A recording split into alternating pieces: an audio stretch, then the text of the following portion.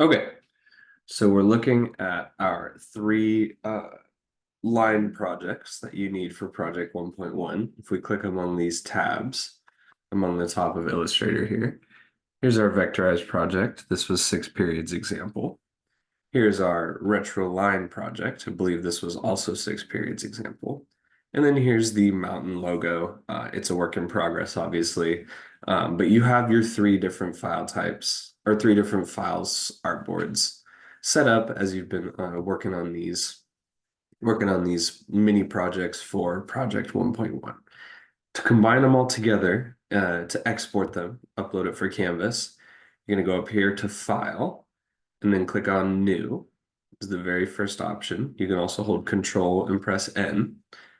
But when we click New, since we have 3 5 by 5 inch documents, and they're all 5 inches tall, instead of the width being 5, we're going to add a 1 to the front here to make that 15. Leave RGB color set to RGB color, screen mode set to that, artboards 1, make sure that you're in inches.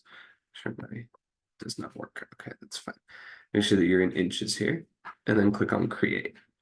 So this is going to give us the exact same amount of space, but in more of a banner. This is where we can place all 3 of our artworks in one single image and take this from a raw file, which is the AI version, and convert it into a raster export, which is what we're going to send to our client. In this case, it is me grading your assignment. Before you move any of your pieces into this workspace, you need to put your name on it. This does not have to be the Canvas naming scheme with the full thing, but if you want to do that, you can. That Canvas naming scheme is only for files. So we're going to get to that part in a second when we actually save this to our computer. So if you go over to this T icon right here, this is the type tool. You can also press the T on your keyboard, and that's going to give you this little cursor with a text box sort of situation. You have 2 options. You can either just click once and start typing in what you need, right? Let's get rid of that. Or you can click and drag to make a text box that when you let go is going to fill up with the amount of text that is required of the available space here. So I'm going to put my first initial last name. This is PROJ 1.1, and then I'm in period 8, for example. Okay, then I can take my selection tool and I can resize this text box. Can bring it over here. As long as you have somewhere that has your name, the project, and the period, so that I know at a quick glance whose JPEGs and PNGs these are, then you're in a good spot. Okay, so you've got this. Now let's transfer our artworks from the other tabs into this one. And it's pretty simple. Let's go over to our vectorize drawing to start off. What you're going to do is just with your selection tool, V on your keyboard, you're just going to take your selection and then click and drag. I'm just holding the mouse. I'm not holding any keys to get this square box like this. Then I'm going to let go. That's going to select all of my paths and leave my vectorized trace image on the back like that. Hold the Control key and press C, and then go over to our tab with our extra space on it, hold the Control key and press V. That's going to bring our vectorized artwork over to the space here, and you can put it wherever you like. It's see-through, so it's not going to cover up some of those important text details. I'm just going to set mine right here in the corner. Okay, and then I hit enter. Just kidding. I thought that would work. I'm just going to click anywhere in the gray space. I'm not holding any keys. Click anywhere off of the actual shape that I have selected. Remember, you have bounding boxes around the things that you select. I'm just going to click right here, and that's going to place a copy of the artwork inside of my submission space. Okay, let's do that for the retro line. What we can do, since this is a path, is the same thing. Just left click and drag with your mouse to get as much as you can. All right, that's my current path that I have selected, the same way that we selected the vectorize tool. And we're going to copy and paste it the same way that we copied and pasted our vectorization. Hold the Control key and press C.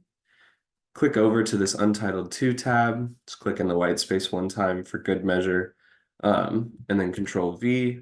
It's going to bring it in quite a bit larger than our vectorization was.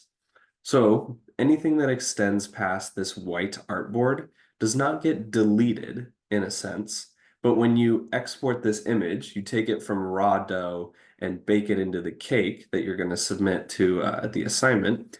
These pieces of information will get left behind if they're outside the border of the artboard that you created.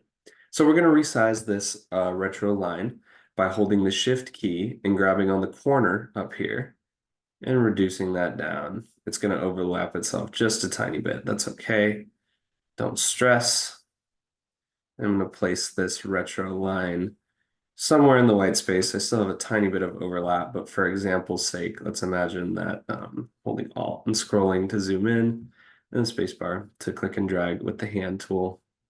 But let's imagine that this looks a little bit nicer on your end. Apologize for that.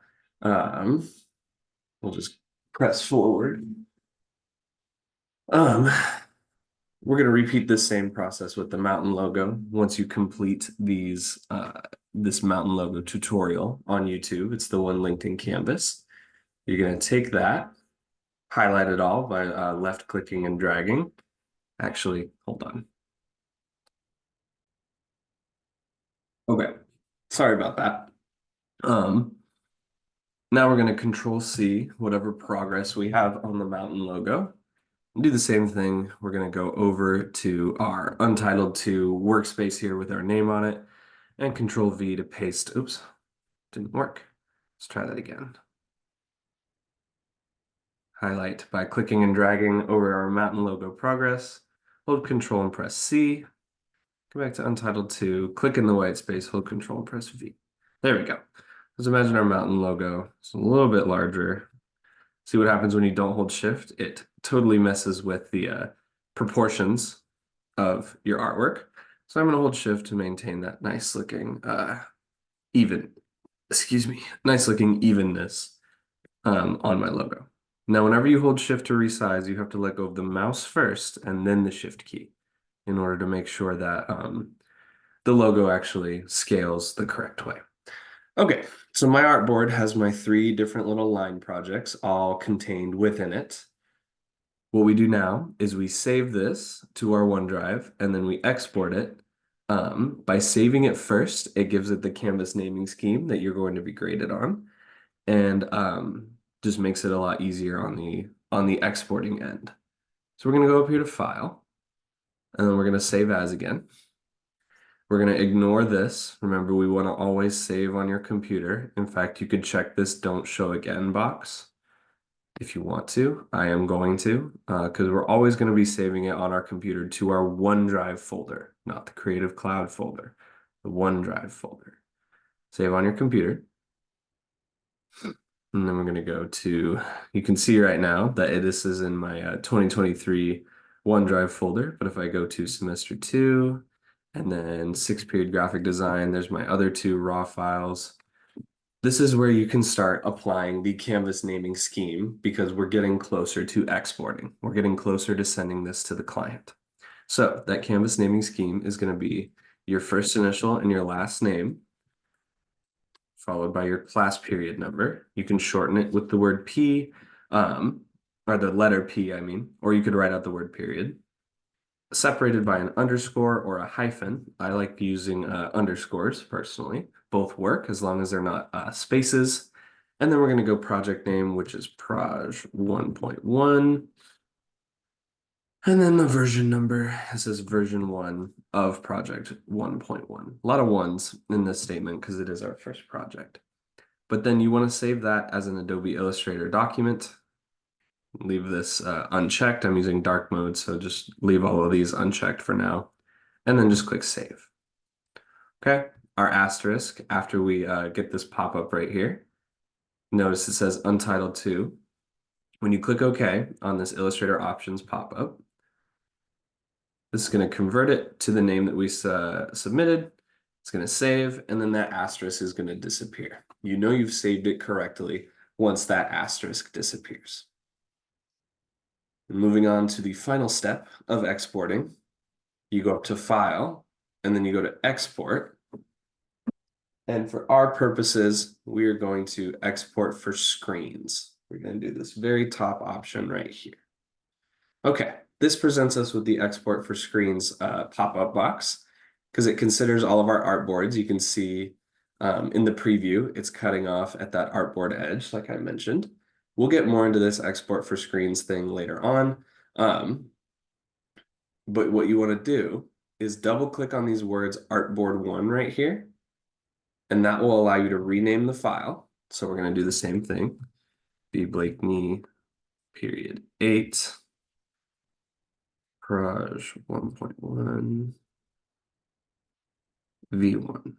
Okay, and I can click out. It's going to maintain that name that I assigned to the artboard. Next, you need to choose a destination by clicking on this little folder icon over here. You can see that there is a path, a quest that my computer is going to take in order to find this file. We're going to click on this folder icon. It's going to ask us where we want it to be saved. And we're going to save it to our OneDrive folder. So here's my 2023-24 semester 2. I'm using 6th period graphic design as an example. Then you click on this select folder button. Okay. After that, you click export artboard. It's going to think about it for a second, and then it's going to pop up with whatever folder you put as the destination. There's a new file here called 1x. This means 100% size.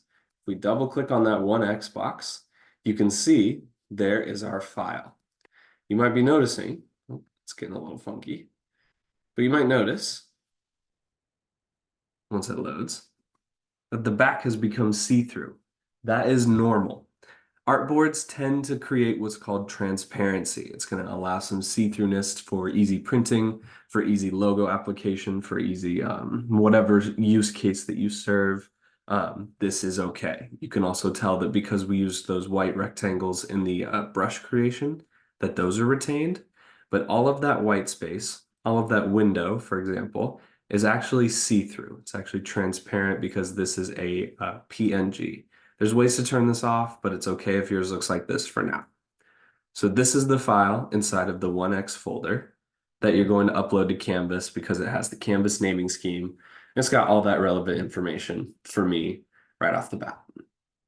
Okay, just as a little announcement, I'm considering extending the deadline until about Wednesday for this assignment because the mountain logo can be a little bit challenging to follow along with. I will let you know by Monday, or I'll communicate to you through the thread or Canvas messages, Skyward messages as well, so that everyone's clear on what I'm looking for. All right, have a great day, you guys. Be good for the sub. Thank you for listening. Canvas message me if you have any questions. I'll be around. Thank you.